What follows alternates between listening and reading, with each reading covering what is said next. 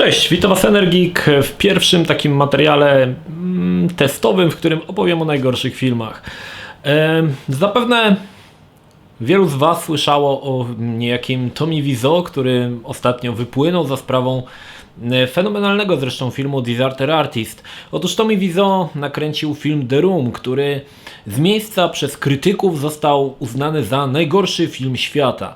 Niestety wszyscy, którzy tak twierdzą, to w dupie byli i gówno widzieli, bo są o wiele gorsze filmy niż The Room i z jednym takim filmem tutaj właśnie spróbujemy się zmierzyć. Sami ocenicie, czy The Room jest najgorszym filmem świata, czy film, który pokażę Wam tutaj, jest najgorszym filmem świata, chociaż przyznam szczerze, że może nie najgorszym, bo są jeszcze gorsze, ale to w innych odcinkach, które powstaną, może kiedyś.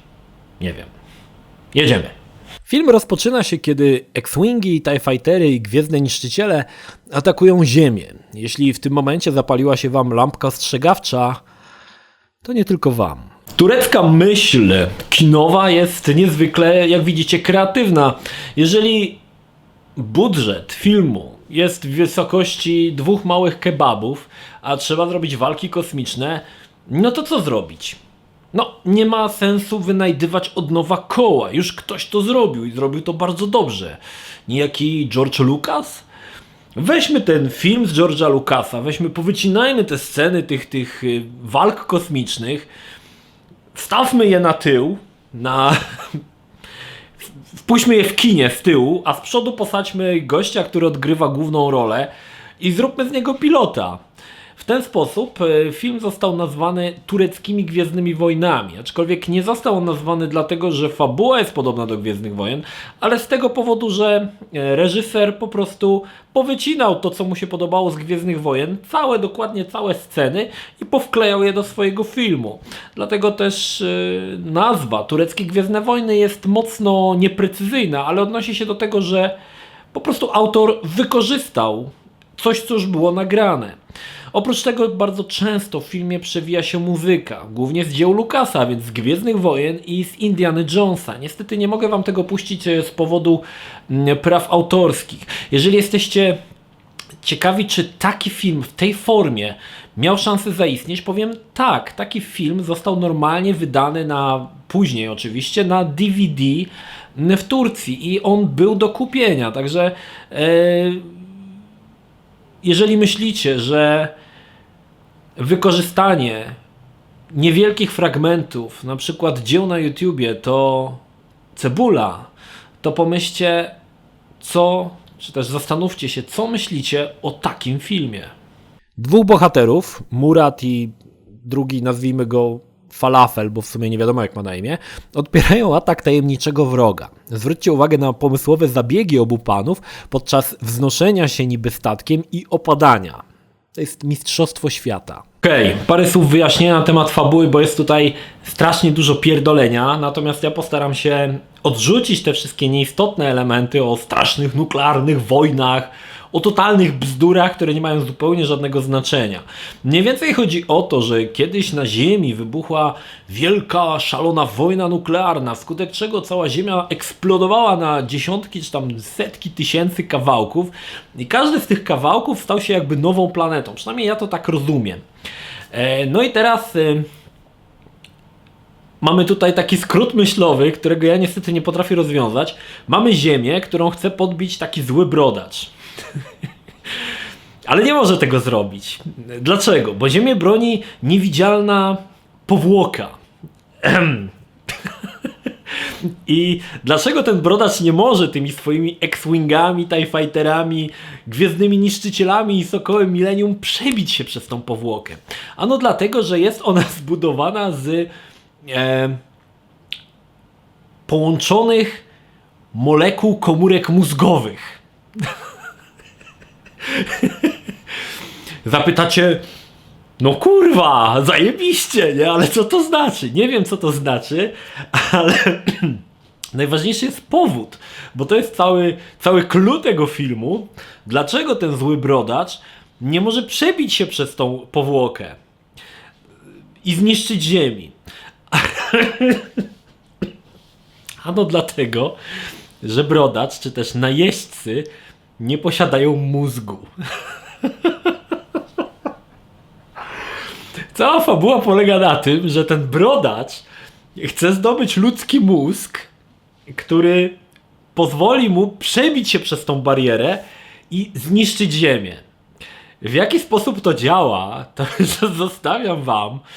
Możecie interpretować to na dowolny sposób, natomiast najśmieszniejsze jest to, że w filmie non-stop trafiamy na Ziemian, a muszą to być dwa Ziemianie, którzy są dokładnie tymi bohaterami głównymi. Jakby reszta postaci, które często są nawet nazywane przez naszego bohatera Ziemianami, to już nie są może oni też nie mają mózgu, nie wiadomo. Zresztą niewiele mózgów było przy produkcji tego filmu. Okej, ten gość jest głównym złym. Nie wiadomo czemu, po prostu, może zjadł nieświeżego kebaba, nie wiadomo. Tak czy tak, Murat i Falafel oddalają się od Ziemi, a ich statki w gigantycznym wybuchu rozbijają się na obcej planecie. Udaje im się przeżyć, wychodzą spod sterty śniegu czy jakiegoś innego gówna. Zapytacie, gdzie części ich statków? Sam się o to pytałem. Mamy teraz idiotyczną scenę, w której jak debile rozglądają się po okolicy. Widocznie skały i pustynia są tak ciekawe, że ta źle zmontowana i nudna scena trwa około minuty, abyś nie przegapił kurwa, że są na pustynnej planecie. Ale. Idą sobie tak idą szybko i dochodzą do Egiptu. I tutaj zdziwieni, jakie to kurwa zachwycające. Murat i Falafel no chyba na lekcji nie byli orłami, także tutaj wyjaśniam, że to jest Egipt i piramidy. Nie ma się co kurwa dziwić. Każda osoba na świecie, chyba że mieszkała w beczce, widząc piramidy, wie kurwa, że to są piramidy.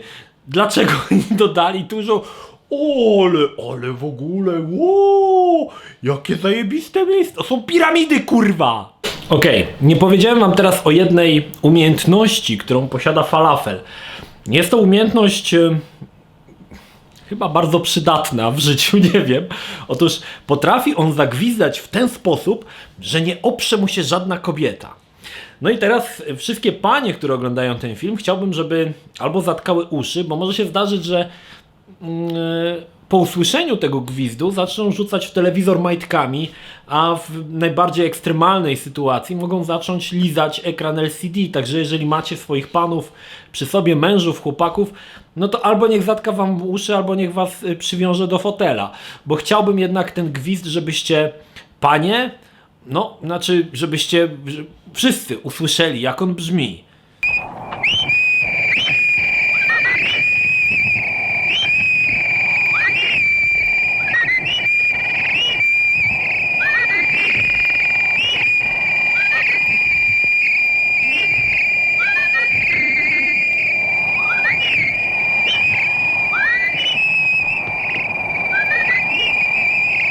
Gwizd jednak coś nie wyszedł, bo zamiast lachonów nadciągają szkielety na koniach. Znaczy, to są ludzie z nieudolnie zrobionymi kostiumami, które nawet nie przypominają jebanego szkieletu.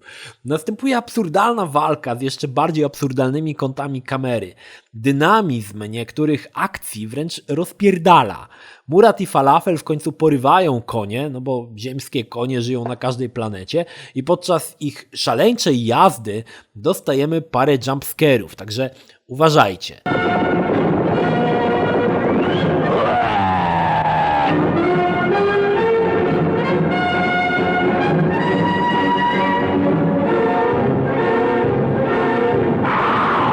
Nagle ich konie zostają postrzelone przez rycerzy w metalowych zbrojach i trafiają do jakiejś wioski, gdzie żołnierze tego złego zabijają innych z niewiadomego powodu. Aha, i wszystkiemu temu przygląda się Maryla Rodowicz i jakiś bachor.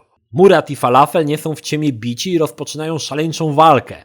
A wszystkiemu przygląda się jakiś dziad, robot z ostrzegawczą lampką i Maryla, która w końcu spierdala, no bo będzie się patrzyła na te debilizmy. W końcu wszyscy chowają się w jakiejś grocie. Tutaj następuje romantyczna scena, kiedy Maryla obmywa im rany i jeden z nich pożądliwie na Marylę łypie swoim tureckim okiem. Jednak ja bym był ostrożny względem tych uniesień. Wróćmy na chwilę parę minut wstecz. Cała wiocha składa się z męskich wieśniaków i całej gromady bachorów. oraz jednej Maryli. Nie wiem jak Murat, ale ja chyba bym sobie Marylę odpuścił i miałbym ku temu kilkadziesiąt powodów, prężnych powodów, ale każdemu jego porno. Tutaj następuje z kolei absurdalny dialog, gdy Murat mówi Falafelowi, że powinno się więcej śmiać, a nie robić wojny atomową i wszyscy by byli szczęśliwi. Na co Falafel śmieje się jak debil, a wszyscy z żenadą obserwują tę scenę.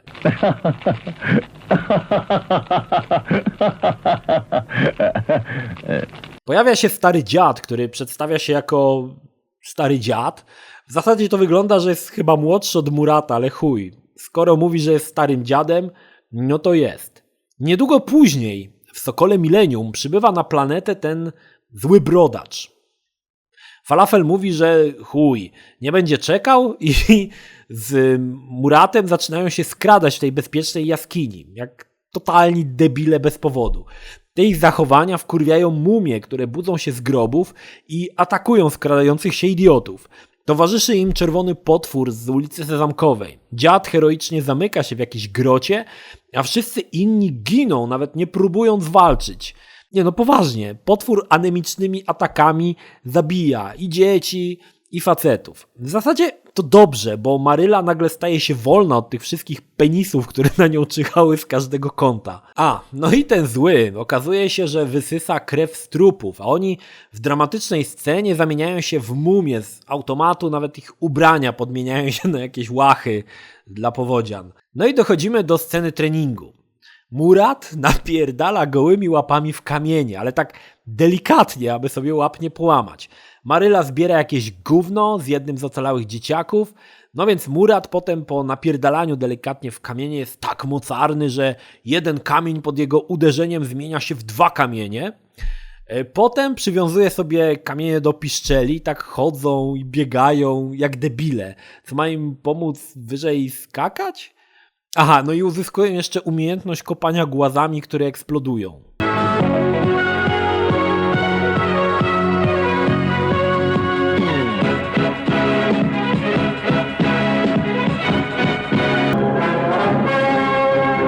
Jeśli myślicie, że umiejętność skoków jest w chuj nieprzydatna, to poczekajcie, zobaczycie za chwilę. Tymczasem ten zły Patafian zamienia 2 ludzi w zombie. Ale o tej scenie możecie zapomnieć, bo ona nie będzie miała żadnego potem znaczenia i już więcej zombie się nie pojawią. A tymczasem Murat całuje chłopczyka i Marylę, która sprawia ciągle wrażenie, że jest pod silnym wpływem jakichś psychotropów objawiających się paraliżem twarzy i całkowitym nieogarnianiem, co się dzieje. I tak Murat i Falafel podbijają do kantyny w Mos Eisley, bo kurwa czemu nie? A w kantynie w Mos Eisley walczą, zresztą sami zobaczcie.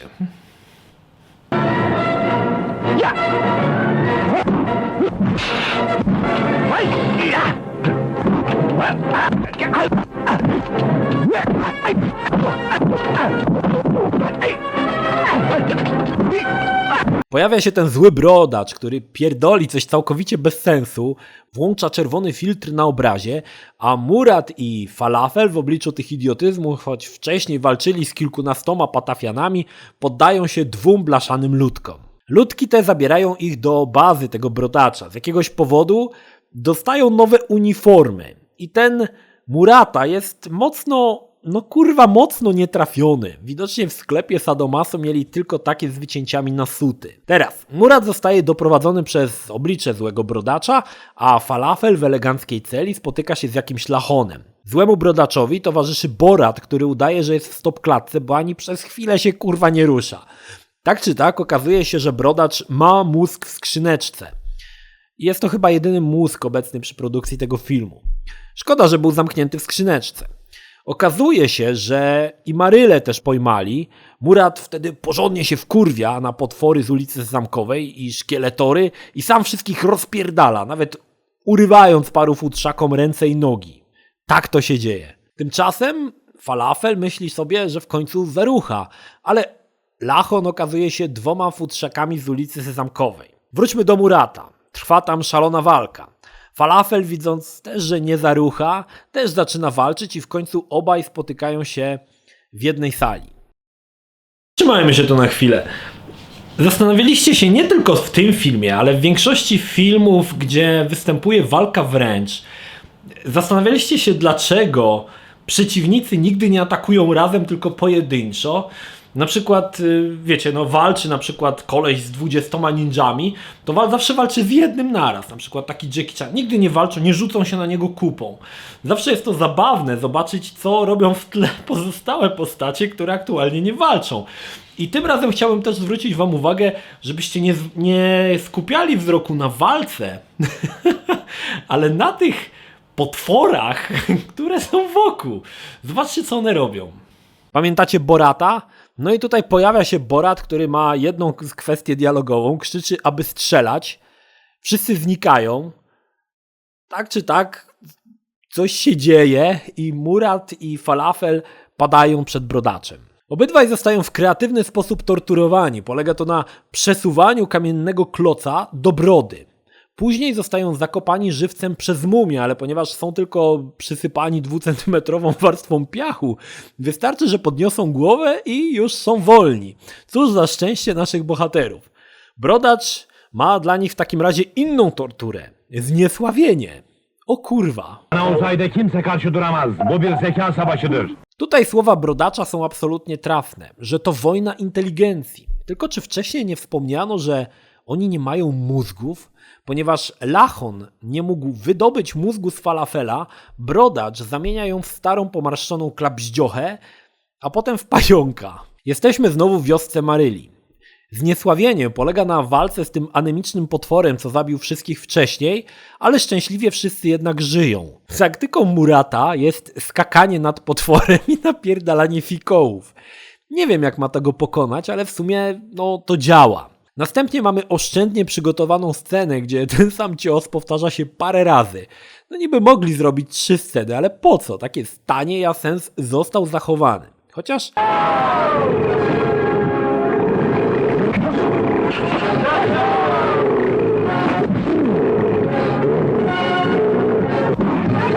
Pojawiają się inne potwory, także z odzysku, które już były pokonane w tym filmie kilkanaście razy i robot z ostrzegawczym światłem na głowie. W tym momencie wszyscy zaczynają spierdalać, więc Falafela nie daje się uratować. Tymczasem dziad pokazuje kaplicę Muratowi, która odłamała się 1000 lat kosmicznych temu. Musicie wiedzieć, że w tym filmie wszystko jest kosmiczne, szalone. Nic nie było 5 lat temu albo 3 lata temu. Wszystko było 1000 lat temu. 5000 lat temu. Dobra, pozwólcie, że streszczę pierdolenie tego starego dziada, więc tak.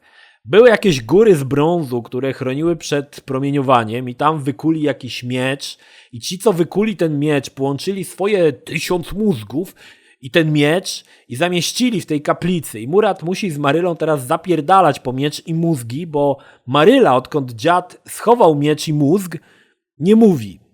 Tak, wiem, jak to kurwa brzmi, ale tak po prostu jest. Więc kaplica, przy której stał stary dziad, nie jest tym, o czym mówił. Po prostu sobie pierdolił i Murat wraz z Marylą łażą po górach i szukają tej kaplicy. I zostają zaatakowani przez gości w garnkach, a ich wódz ma metalowy lejek, więc znów źle zmontowana i absurdalna walka.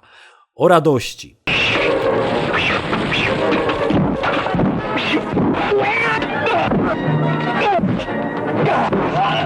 Tymczasem Falafel ma rurę w gębie, a wokół migają lampki.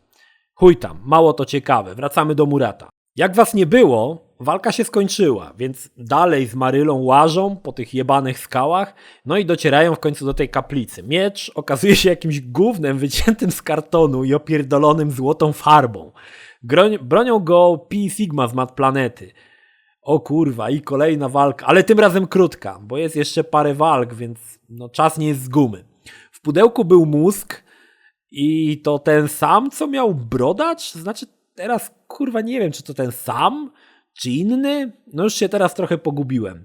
No i Maryla przemawia ludzkim głosem, a to dlatego, że Murat wziął mózg i miecz. Inaczej kurwa ryja otworzyć nie mogła. I powraca Falafel, ale coś z nim jest nie tak. Oj... I kolejna walka. Tym razem skupcie się na głosie miecza. Prawdopodobnie w filmie brakowało też pieniędzy na odgłosy, więc odgłos miecza no, to był jakiś Turek, który siedział przy mikrofonie i robił siu, siu, siu. I takie te właśnie odgłosy znalazły się w filmie.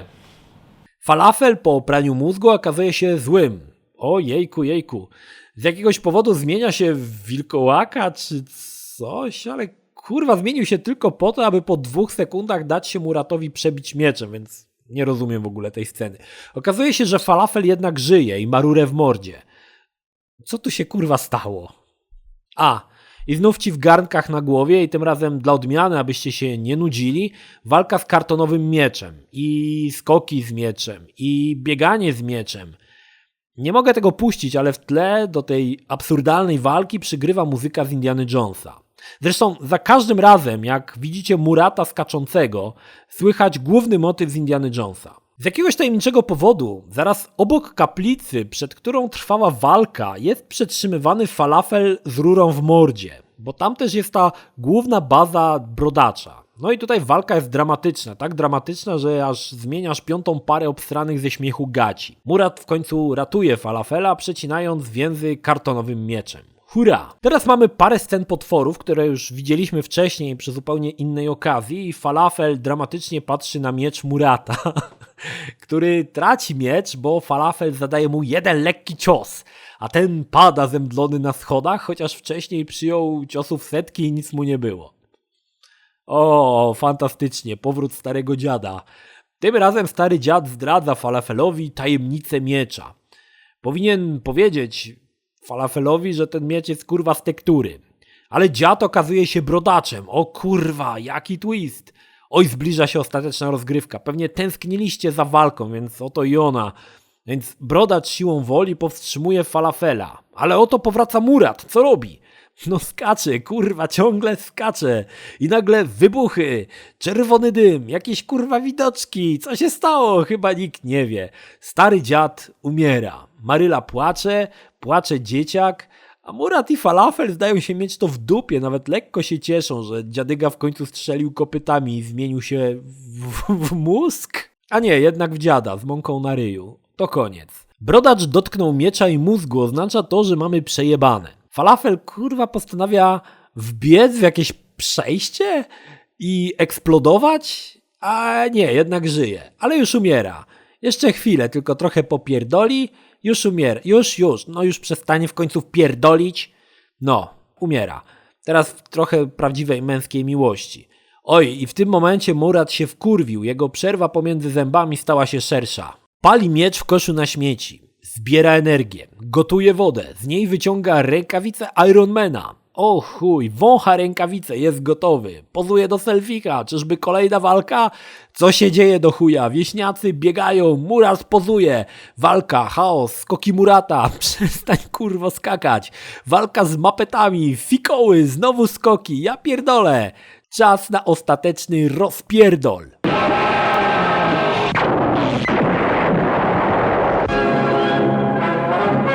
W żółtym dymie, skoki i fikoły, mapety, brodacz się wkurwił, odpala gwiazdę śmierci i napuszcza X-Wingi, ale Murat ma plan, poskacze trochę, jebnie 2 fikoły, gwiazda śmierci odpala i rozpierdala ziemię, Murat smutny, to jeszcze poskacze, o znowu szkielety, które już były w filmie chyba z 10 razy, atak na gwiazdę śmierci, mapety, wieśniaki, Murat skacze, się nie poddaje, przerywa mapety na pół, atakują X-Wingi, giną szturmowcy, Maryla pojmana, Murat skacze, odgrywa głowy, Borat spierdala, więc Murat skacze. Mumie atakują, Murat skacz kurwa, skacz! Atak na Sokoła Millennium, brutalność ponad miarę, Jezu, robot z laserami. Murat, skacz, rób fikoły, niszcz robota, o kurwa, zniszczył ostrzegawczą lampkę, nie ma już pierdolenia. Nadciągają posiłki, Murat skacze, zabija wyjątkowo brutalnie, atakują X-Wingi i TIE Fightery. Murat, skacz kurwa, znowu walka, która już była, pewnie ją pamiętacie, jeśli nie, to warto ją utrwalić. O ja pierdolę, urwał mu głowę, ale to nie koniec, wiem, że już prawie mdlejecie, ale Murat napierdala fikoły i skacze, brodacz rzuca dzidą, a Murat nad nim skacze, są shurikeny, Murat skacze i rzuca bombami. bombami, niszczone są miasta, skoki Murata to najlepsza część filmu, niech no jeszcze poskacze, brodacz wkurwiony, ale Murat, on jest zajebisty, co teraz? Skacze, tak, zajebiście, brodacz nie wie co się dzieje, Murat rzuca eksplodującymi kamieniami, skacze jak pojebany, w końcu brodacz ma przejebane, Murat masakruje mu ryj, a na końcu, o kurwa, przecina go dłonią na pół, ależ akcja, ależ akcja. X-Wingi wybuchają, ziemia się trzęsie, wybucha wulkan, Murat wraca do wieśniaków, ale radość. Murat jest bohaterem, ale ma Marylę w dupie, zostawia ją i jej 100 męży ruchaczy i garstkę wielką bachorów, wsiada w Sokoła Millennium i spierdala do siebie. Ależ emocje. Małe podsumowanie tego filmu na sam koniec. Jasnym jest, że został on źle zrobiony. Jednak źle zrobiony to jest za małe określenie. W tym filmie nic się nie klei. Bardzo często są jakieś skróty myślowe, czy też może inaczej. Większość filmów, które oglądacie, nawet kiepskich filmów, ma taką ciągłość akcji, że jedno wynika z drugiego. Tutaj tego nie ma. Tutaj mam wrażenie, że oni nagrali po prostu ileś tam scen i po prostu je potem pozlepiali. Często wykorzystując jedną scenę wielokrotnie w filmie, no bo było tak taniej. I bardzo często te akcje są ze sobą jakby zupełnie niepowiązane. Tutaj skacze, zaraz komuś strzela w pysk, nagle skacze na konia, jakiś wybuch. W filmie panuje totalny chaos, więc bardzo ciężko ten film się ogląda i bardzo ciężko zrozumieć w ogóle, o co w nim chodzi. Natomiast muszę przyznać, że ze wszystkich filmów, jakie widziałem, to myślę, że on by był w pierwszej dziesiątce najgorszych filmów, jakie widziałem w życiu. Podobno istnieje jakiś kult tego filmu, gdzie ludzie oglądają to i się śmieją. Mało tego, dwóch głównych bohaterów, Murat i Falafel, nagrali drugą część tego filmu, czy też wzięli udział w kręceniu drugiej części, która jest chyba z 2006 roku. Nazywa się chyba Turki w kosmosie. I to jest coś niesamowitego. Ta popularność tego filmu była tak duża, że aż powstała druga część. Natomiast ta pierwsza jest całkowicie i absolutnie niemożliwa wręcz i taka ciężka i właściwie niemożliwa do oglądania. Inna sprawa, że są dialogi. Ja rozumiem, że film jest po turecku. Ktoś przetłumaczył ten turecki na angielski. Dopiero z angielskiego ktoś tłumaczył na polski. Ale większość tych dialogów jest zupełnie bez sensu. One nie mają żadnego... Po prostu często jest tak, że ktoś pierdoli po to, żeby pierdolić. W ogóle nie ma żadnego sensu to, co mówią. Często te informacje, które się dowiadujemy o przedstawionym świecie, się nawzajem jakby niwelują, tak? One są zupełnie jakby ze sobą niepowiązane. Natomiast no, musicie, chyba sami widzicie, że większość tych materiałów, które wam pokazałem, one nie miały cięć. Ten film faktycznie tak wygląda. Tam nie wiadomo, co się dzieje. I bardzo często jest jeszcze to, że to wykorzystanie, co mówiłem na samym początku, tych scen z Gwiezdnych Wojen, często nie masz zupełnie żadnego sensu, ponieważ nie jesteś w stanie pojąć, na przykład sam początek jest dobrym przykładem, kiedy te statki atakują tą ziemię, no w którymś z tych statków siedzi Murat i Falafel. Nie wiadomo w którym. Raz się wydaje, że siedzą w X-Wingu, raz, że w TIE Fighterze, a innym razem, że lecą Gwiezdnym Niszczycielem. Te wszystkie sceny z Gwiezdnych Wojen zostały po prostu wrzucone chyba tylko dlatego, że tam był kosmos i statki i strzelanie, więc to wszystko zostało upchnięte bez żadnego ładu i składu. Natomiast oglądając ten film, cały czas się zastanawiasz właściwie, co się dzieje, dlaczego w ogóle, po co, o co chodzi. Niemniej, no to był właśnie film, który chciałem wam pokazać, czyli Tureckie Gwiezdne Wojny. Tytuł, który jest właściwie przyległ do tego filmu z powodu tego wykorzystania tych scen z Gwiezdnych Wojen. Dajcie znać w komentarzach, oczywiście jakiś feedback, czy podobało wam się to. No i zobaczymy, może coś jeszcze powstanie.